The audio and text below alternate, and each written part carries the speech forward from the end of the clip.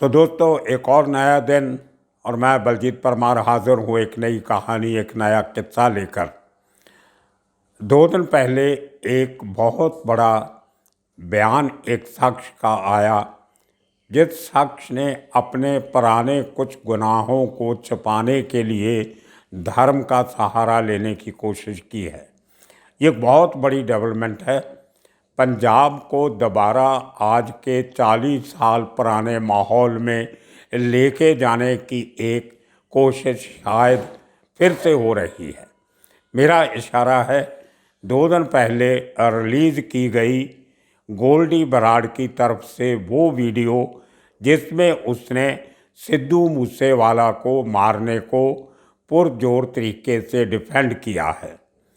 उसने कुछ कारण बताए हैं कि उन्होंने सिद्धू मूसेवाला को क्यों मारा, लेकिन उस डिफेंस के पीछे कहीं ना कहीं बहानेबाजी छिपी हुई है।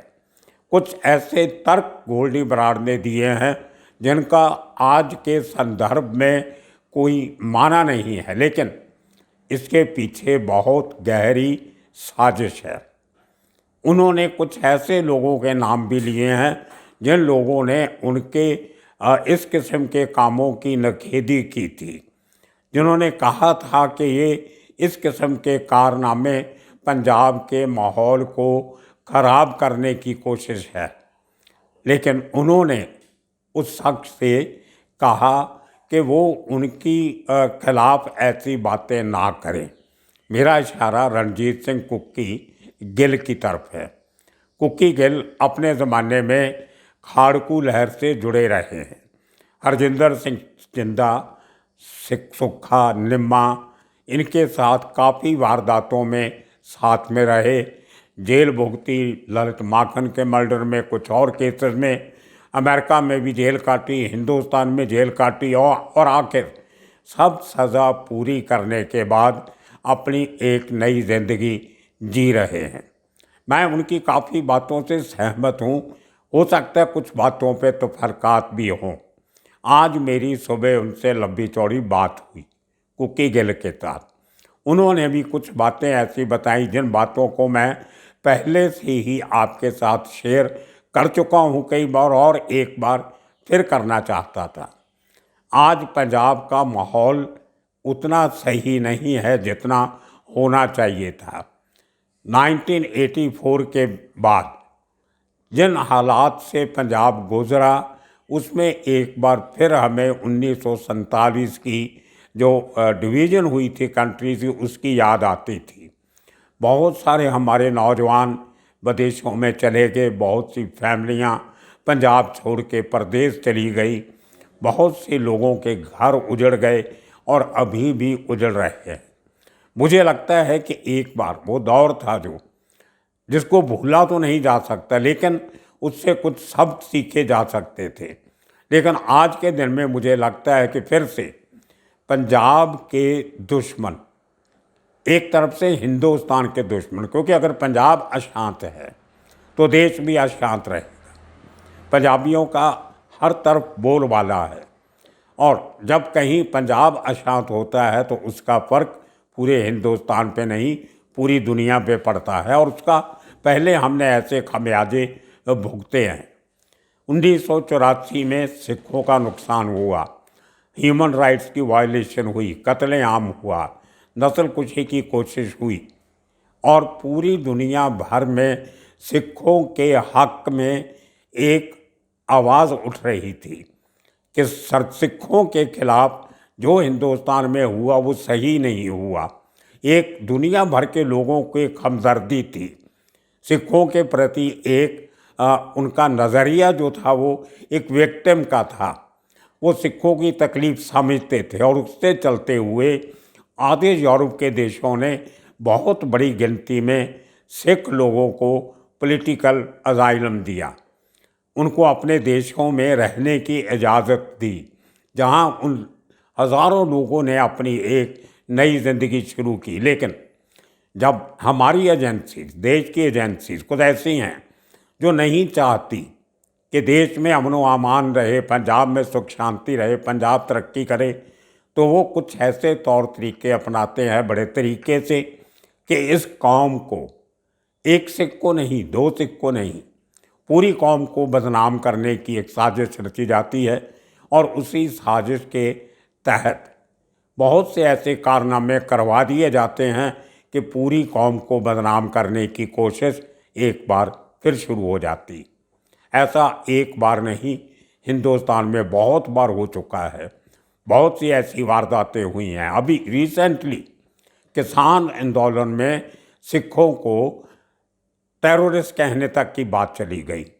तो बहुत से ऐसे मुद्दे होते हैं, बहुत से ऐसे लोग हैं, ऐसी ताकतें हैं जो नहीं चाहती कि पंजाब शांति अमन व अमान से रहे, तरक्की करे। ऐसे दौर में पंजाब की शांति भंग करने के लिए जो हथकंडे अपनाए जाते हैं उनमें बहुत सारे शरारती अंसरों की मदद ली जाती है। उन लोगों को बड़े तरीके से ब्रेन वॉश करके उनसे ऐसे काम करवाए जाते हैं कि किसी ना किसी तरह पंजाब तबाही की तरफ जाए, तरक्की ना कर सके। उसका सबसे बड़ा तरीका होता है किसी राज्य को, किसी देश को पीछे करने का, कि उसका लॉ एंड ऑर्डर का माहौल ख़राब कर दो। जब लोग एक दूसरे से डरने लगे तो उस हफड़ा दफड़ी में देश छोड़ के भागेंगे या राज्य छोड़ के भागेंगे, कम्युनल टेंशन होगी, कोई जानी और माल की रक्षा की गारंटी नहीं होगी, तो बहुत बड़ा नुकसान उस सूबे को होता है।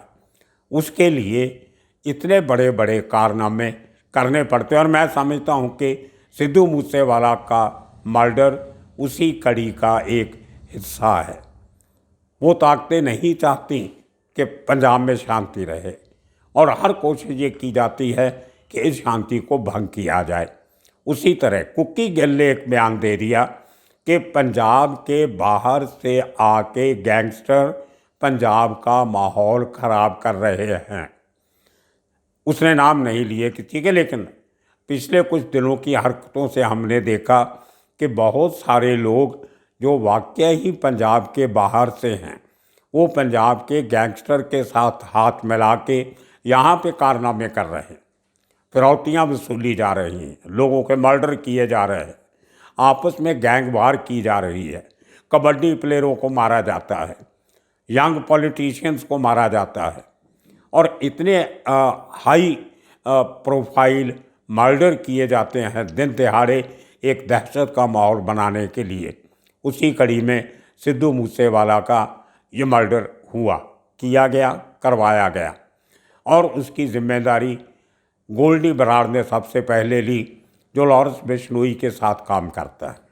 और 2 दिन पहले गोल्डी बराड़ ने अपने उस वीडियो में, अगर ये वीडियो वाकई ही उसकी है, क्योंकि उसने शायद उस रिकॉर्डिंग में फ़िल्टर यूज़ किए होंगे, उसकी आवाज़ कुछ पतली लग रही थी, और शायद किसी और वॉइस मॉड्यूलेटर ने उसके लहजे में एक वीडियो बना के सोशल मीडिया पे छोड़ दी। लेकिन अगर हम मान के चलें कि वो वीडियो वाकई ही गोल्डी बराड़ की है, तो मैं गोल्डी बराड़ से पूछना चाहता हूँ कि जिस तरीके से आपने सिद्धू मूसेवाले के मर्डर को जस्टिफाई करने की कोशिश की है, वो तरीका सही नहीं है।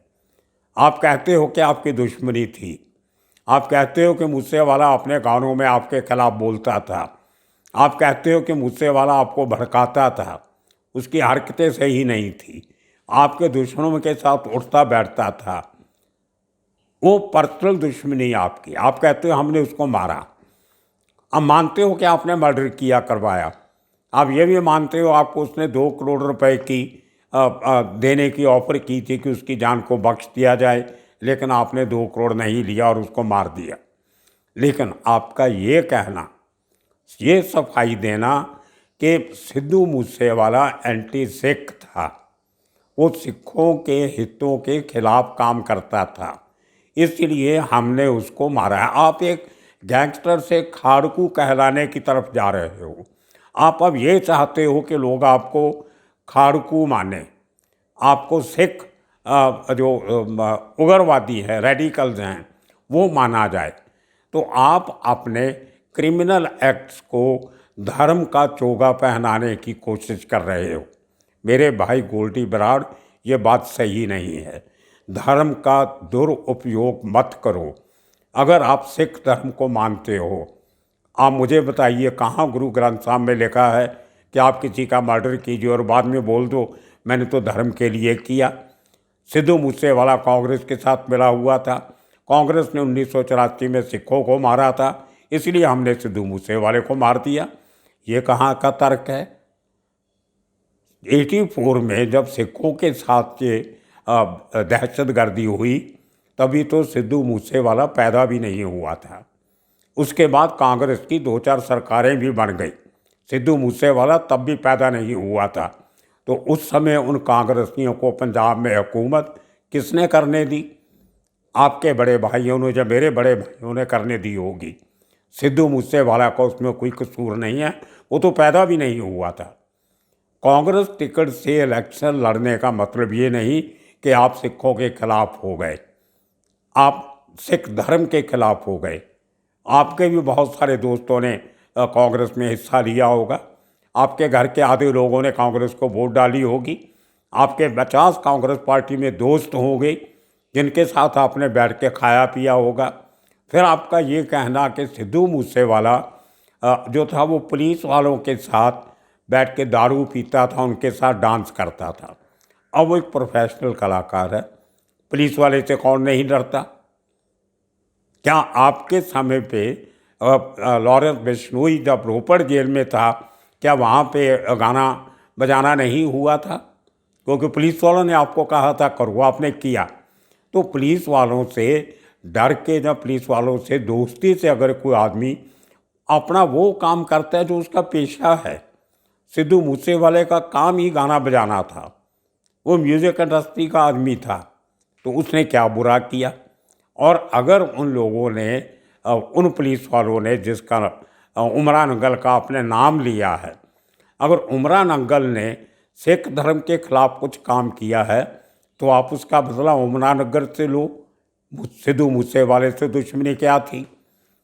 और जिन लोगों ने आपके मुताबिक सिखों के खिलाफ बहुत जुल्म किया, तशद्दुद किया, वो लोग कौन है आपको भी मालूम है।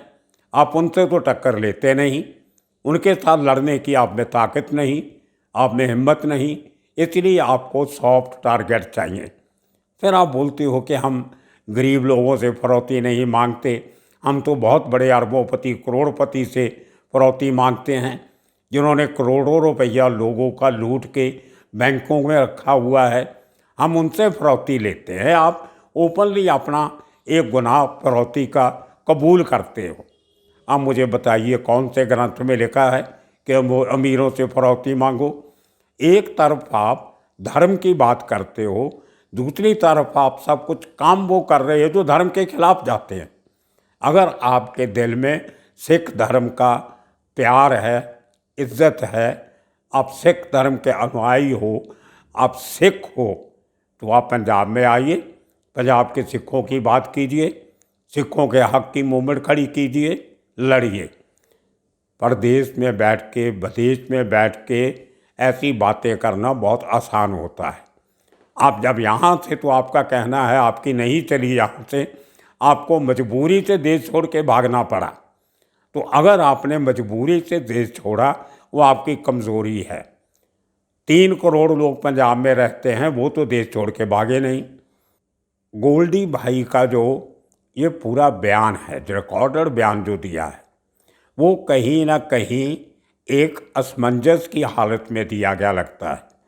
उनको ये अंदाज़ा नहीं था कि सिद्धू मूसेवाला को मारने के बाद इतना बड़ा रोष पंजाब में पैदा होगा, पंजाब के लोगों में इतनी बड़ी एक हमदर्दी की वेव सिद्धू मूसेवाले के हक में खड़ी हो जाएगी, इतना लोग उसके साथ जुड़ेंगे मरने के बाद भी। और इतना बड़ा नाम जो मरने के पहले था, उससे भी बड़ा नाम बन के उभर के मूसेवाला आज आ गया है, खड़ा हो गया है। आज उसके नाम को छोटा करने के लिए आप धर्म का सहारा ले रहे हो, ये बहुत छोटी सोच है। सिख का दिलो दिमाग बहुत बड़ा होता है। सिख और खालसा तो ये भी कहता है कि किसी मजलूम को नहीं मारना चाहिए, किसी बेहत्यारे पे हाथ नहीं उठाना चाहिए, बल्कि अगर किसी ने कोई माफ़ी मांग ली, जो आपसे समझौता कर रहा है, जैसा आपने बोला कि सिद्धू मूसे वाला 2 करोड़ देने को तैयार था, तो इसका मतलब वो आपसे हाथ मिलाना चाहता था या आपसे माफ़ी मांगना चाहता था, तो माफ़ कर देते उसको। माफ़ करने वाला बहुत बड़ा होता है। हमारे गुरुओं ने, हमारे शहीदों ने अपनी कुर्बानी दी है दूसरों को बचाने के लिए। दूसरों को मार के उन्होंने नाम नहीं कमाया। ये गोल्डी भाई, ये कोई बहादुरी का काम नहीं है। अपने गुनाहों को धर्म के साथ मत जोड़िए। जो आप काम करते हो करते रहो, वो आपका काम है। उसका फल आपको या कानून देगा, या जैसे आपने अपने वीडियो में कहा, ऊपर वाला देगा। सच्चे पातशाह सब देख रहा है। आप अपनी बात सच्चे पातशाह पे डाल रहे हो, जो आपके सामने नहीं बैठा है, जिसका इंस्टेंट जस्टिस नहीं होता। अगर सच्चे पातशाह आपके सामने बैठा होता तो ज़रूर आपको उसी समय पे सज़ा दे देता या माफ़ कर देता। तो ये कहना कि हमने जो करना था कर दिया, अब वो अच्छा था या बुरा था, ये सच्चे पातशाह वाहिगुरु जाने। ये बहानेबाजियाँ हैं। आपके अंदर कुछ और है, आप बोल कुछ और रहे हो। ये सिखों वाला काम नहीं है, ये खालसे वाला काम नहीं है, जो पंजाबी वाला काम नहीं है। आपकी दुश्मनी थी, आप निकालो। दूसरे गैंग हैं, वो भी अपनी दुश्मनियाँ निकालेंगे। और मुझे लगता है, जो मैंने अंडरवर्ल्ड स्टडी किया, मैं आपसे इसलिए जो खुल के बातें कर रहा हूँ कि मैंने हिंदुस्तान के हर बड़े बदमाश को देखा है, हर बड़े अंडरवर्ल्ड के सरगना के साथ बैठ के बातचीत की है, उनके किरदार को समझा है, उनके साथ घूमा हूँ, उनके साथ चला हूँ, सिर्फ ये देखने के लिए कि उसके दिल में क्या है, उसके मन में क्या है। फ़ायदा मैंने किसी का नहीं उठाया, किसी के काम में दखल नहीं दिया, किसी से 1 पैसे की मदद नहीं ली, किसी का 1 पैसे का काम ना करवाया, ना उनका किया। मेरा प्रोफेशन था जर्नलिज्म, वो मैंने ईमानदारी से किया है, और उसी ईमानदारी से मैं आज आपसे बात कर रहा हूँ। मुझे किसी भी क्रिमिनल से कोई नफरत नहीं है, क्योंकि वो जो कर रहा है उसकी सज़ा भुगतेगा, उसका काम है। हाँ, हम आपने जो धर्म का नाम लिया, मैं उसके लिए, मैं भी पंजाबी हूँ, सिख हूँ, मैं भी इसी पंजाब का जमा पला हूँ। मेरे अंदर पंजाब का दर्द है। हमने वो 84 के पहले का और 84 के बाद का मुंबई में बैठ के, बाहर बैठ के दुख दर्द देखा है। इंग्लैंड में क्या हालत थी पंजाबियों की, मैंने वो भी देखी है उन दिनों में। आधी दुनिया घूम के सिखों के दर्द को समझा है। और आज मुझे इस बात की तकलीफ़ होती है, जब इस मेरे पंजाब की शांति को भंग करने के लिए बहुत सी एजेंसियां लगी हुई हैं, अंदर की भी बाहर की भी। और हर बात को पाकिस्तान से जोड़ के ब्लेम करना मुझे सही नहीं लगता। हमें अपनी कमज़ोरियों को पहले दूर करना होगा, अपने घर के ताले मजबूत रखने होंगे, दूसरे को चोर बाद में कहना होगा। आज जो हरकतें हो रही हैं, 2 दिन पहले ज़ीरकपुर में हरियाणा से आके एक भूपी राणा के गैंग के लोगों ने एक होटल मालिक से रंगदारी मांगने की कोशिश की। पुलिस से मुकाबला होता है, गोलियां चलती हैं, एक आदमी जख्मी होता है, 2 पकड़े जाते हैं, 2 भाग जाते हैं। तो ये लोग बाहर से आके अगर पंजाब का माहौल ख़राब नहीं कर रहे, तो क्या मतलब, आप इसमें क्या समझते हो? सिद्धू मूसेवाला केस में जितने आदमी अभी तक पकड़े गए हैं, जो घटना के बाद में पकड़े गए, तकरीबन सब के सब हरियाणा के हैं। जो पंजाब के हैं वो अभी तक वांटेड हैं, पकड़े नहीं गए। तो ये कहना कि पंजाब से बाहर से कोई नहीं आता, और मैं गोल्डी बराड़ साहब, आपको बुरा नहीं लगे तो जो आप अपने सरगनाओं के बारे में कहते हो, वो किसी न किसी तरह आप जो नैरेटिव है, जो आपकी कहानी है, उसको एक नया मोड़ आप दे रहे हो। लॉरेंस बिश्नोई बहुत पाठ करता है। अरे भाई, पाठ करता है तो 50 केस क्यों चलते हैं? वो भगवान से बहुत डरता है तो लोगों को क्यों मारता है? वो शहीद भगत सिंह की कमीज़ पहनता है, संत भिंडरांवाले की टी शर्ट पहनता है, तो ऐसी टी शर्ट कमीज़ पहनने से ऐसे काम क्यों किए जाते हैं? कौन सा पाठ उनको सिखाता है कि आप क्राइम करो? या तो आप पाठ करो, या फिर पाठ का काम छोड़ दो, क्राइम करो। वो आपका धंधा है, करते रहो, मारते रहो, मरते रहो, किसी का कुछ नहीं जाएगा। लेकिन इन गुनाहों को धर्म के साथ जोड़ के पंजाब के लोगों की, नौजवानों की भावनाओं को मत भड़काइए। ये नौजवान बहुत कच्चे दिल के होते हैं। आपने अभी नौजवानी की हालत देखी होगी। जो आप आज इतना गुस्सा लेके घूम रहे हो, वो उसी नौजवानी का गुस्सा है। वो गुस्सा, वो जहर पंजाब के यूथ में मत भरिए, बल्कि अगर जितनी कुछ कोशिश कर सकते हो, जैसे आपने कहा कि आप अपने धर्म के लिए, अपनी कौम के लिए कुछ भी करने को तैयार हो, तो कीजिए वो जो पंजाब को आगे लेके जाए, 40 साल पीछे नहीं लेके जाए। तो ये मेरी एक आपसे दरख्वास्त थी। मैं आपको जानता नहीं, कहीं मिला होता तो आमने सामने बैठ के भी बातें कर लेता। आज मेरी कुकी गिल से बहुत बातें हुई, बहुत सालों के बाद। वो मुंबई में मेरे घर के ऊपर ही रहते रहे, लेकिन हमारी जान पहचान नहीं थी। मैं ग्राउंड फ्लोर पे था, वो फर्स्ट फ्लोर पे रहते थे। तो आज फ़ोन पे बातें हुई और उनका भी यही कहना था। उन्होंने तो बहुत कुछ देखा है। मैंने कोई ऐसा काम किया नहीं कि मुझे जेल जाना पड़ता, लेकिन मैं सबको जानता था। मैंने जिंदा सुक्खा को भी देखा। मैं उनके साथ 3.5 महीने एक ही बिल्डिंग में रहा हूँ, लेकिन कभी बात नहीं हुई, क्योंकि उनका काम अलग था, मेरा काम अलग था। लेकिन मैं उस समय भी गलत बात को गलत कहता था। मुझे तो जिंदा सुक्खा ने कभी गालियाँ नहीं दी कि तुम हमारे घर के नीचे रहते हो, अखबारों में हमारे खिलाफ लिखते हो। तो ये कुछ असूल होते हैं, हर किस्म के धंधे के असूल होते हैं। तो ये मेरी एक आपसे, एक पंजाबी होने के नाते, एक वो शख्स होने के नाते जिसने सब कुछ देखा है, भुगता है, बर्दाश्त किया है। दिलो दिमाग को बहुत तकलीफ़ होती थी जब हमारे लोगों पे तशद्दुद होता था। मैं दोबारा अपने पंजाब को उस रास्ते पे जाता हुआ नहीं देख सकता। हमारा एक अकीदा है।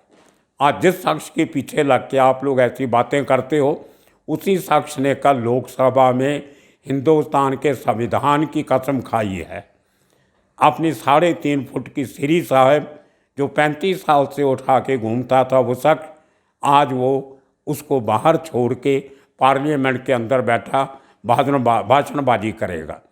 अगर कुछ असूल हैं तो असूल रखो। आपने लोकसभा के मेंबर बनने के लिए अपनी वो मुकद्दस पवित्र श्री साहब छोड़ दी। जो आदमी आज श्री साहब छोड़ सकता है, वो कल आपको भी छोड़ सकता है, वो आपके असूलों को भी छोड़ सकता है। तो इन लोगों से बचने की ज़रूरत है, भावनाओं से भड़कना नहीं। ऊपर वाले ने हमें एक तर्क दिया है, लॉजिक दिया है। हमारा इतिहास है, बहुत बड़ा इतिहास है। हमने लोगों की बहू बेटियों की इज्जत बचाई है, उनको बाइज्जत उनके घर वालों के हवाले किया है। तो वो जो हमारा इतिहास को दाग मत लगाइए। जो आपकी मर्ज़ी, आगे आपने जो करना कीजिए, लेकिन पंजाब का इंटरेस्ट दिल में रखिए। आप कहीं बैठे हो, आप पहले पंजाबी हो। ऐसी हरकतों से बाहर बैठे पंजाबियों का नाम बहुत ख़राब होगा, और ऑलरेडी हो रहा है। आपको मालूम होना चाहिए, आपके इर्द गिर्द जहाँ आप रहते हो, जहाँ रहते थे इसके पहले, वैनकूवर सरी एरिया जो है, उस एरिया में पिछले 2 साल में 100 से ज़्यादा पंजाबियों के खून हो चुके हैं। मरने वाले भी पंजाबी, मारने वाले भी पंजाबी। ड्रग का धंधा वहाँ भी चल रहा है, क्रिमिनल एक्टिविटी ज़ोरों पे है। तो अगर यही कुछ हमने पंजाब से लेके कनाडा जाना था, तो ये बात अच्छी नहीं है। तो ये एक मेरी जाते जाते एक रिक्वेस्ट है, आओ पंजाब मिल के बैठ के इस पंजाब को आगे लेके चलें, इस देश को आगे बढ़ाएं। आप लोगों का बहुत बहुत शुक्रिया, धन्यवाद।